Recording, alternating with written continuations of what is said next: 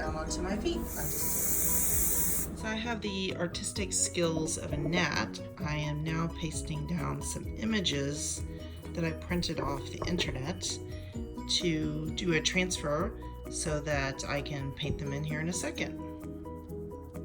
I'm almost finished transferring this guy.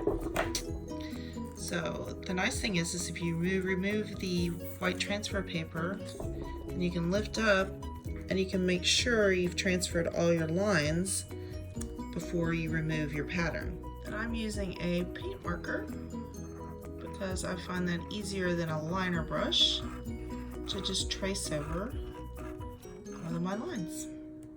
Once you have all your large elements in place, then you're going to want to go back in and fill in with little stars and planets. And these I'm just freehanding because even I can draw a star. Well, you might disagree, but at least it looks cute.